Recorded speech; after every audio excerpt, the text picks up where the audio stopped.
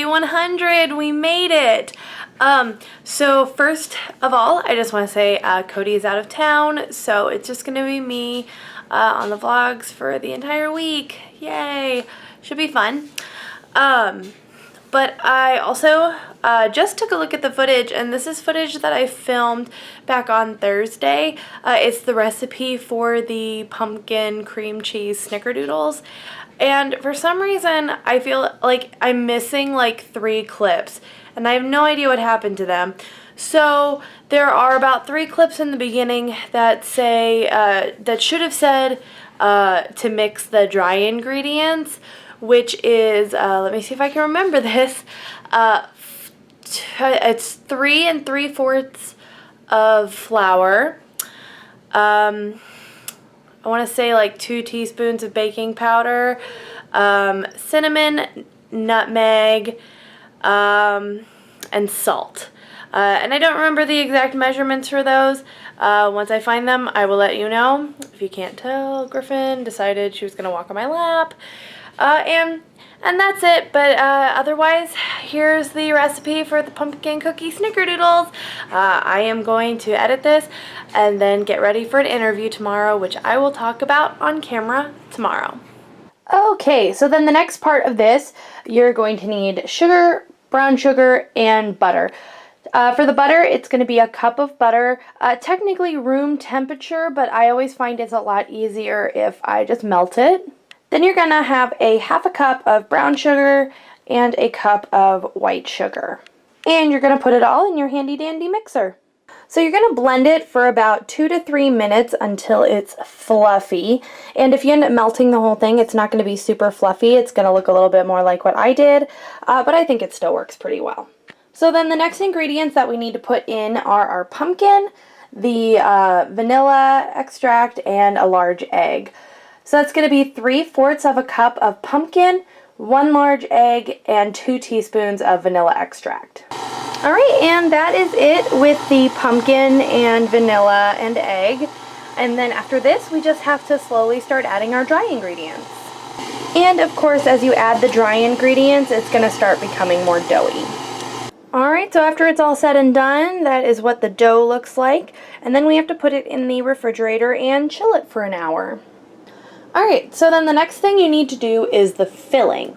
And the filling is going to take 8 ounces of cream cheese, 1/4 of a cup of sugar, and 2 teaspoons of vanilla extract.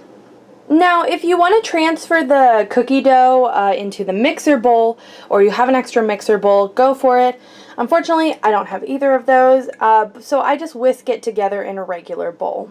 Alright, and that's how the filling turned out, and then we're going to put it in the fridge, and it's going to chill for an hour. The last thing that we have to do is make the coating for the snickerdoodles. So what you're going to need is a 1/2 cup of white sugar, a teaspoon of ground cinnamon, and 1/2 teaspoon of ground ginger. So I did have all of this left over from when I first made these cookies, so I'm actually going to half the recipe. As you can see, there's not a whole lot left, but there's definitely enough that I don't think I need to do the whole recipe. That's how the rest of the mix came out, and now we can just set this aside, and we gotta wait for about an hour. So for the next couple steps, it's a little bit difficult to give an accurate measurement, so the first couple times you do it, it might be a little weird, but the more you play with it, the more you'll kind of figure out how to do it. But first, what you're going to do is you're going to take a little bit of dough and you're going to mush it flat so it's very pancakey. Then I just have a normal spoon and I'm just putting a little bit of filling right in the middle here. So like I said, not really an accurate measurement, but just kind of enough so that there's still dough on the outside. Then you're going to take a second flattened piece of cookie dough, and you're going to kind of put it over and just very gently push down the sides. And now if you do have little bits of extra, you can kind of rip that off, because the goal is to make it a little bit ball shaped. It doesn't have to be totally ball shaped, but just kind of in a very circular shape. Then once you kind of have it a little bit smoother, you're going to dip it in the sugar and cinnamon mix and just kind of flip it around so that it gets completely covered. So just like that. And then you just pop it down. And then the thinner you make it, the more likely you are to actually taste the filling.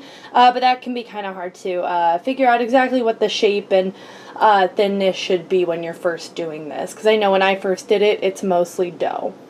You're also going to preheat the oven to 350 degrees. So I actually ran out of filling, so I am going to make just 3 regular little snickerdoodles. But they turned out really good. I got 2 batches in the oven. And look at all that sugar still left. I don't know what I'm going to do with this. I'll figure it out. But altogether, I made 26 filled ones, which the recipe says you'll make about 24.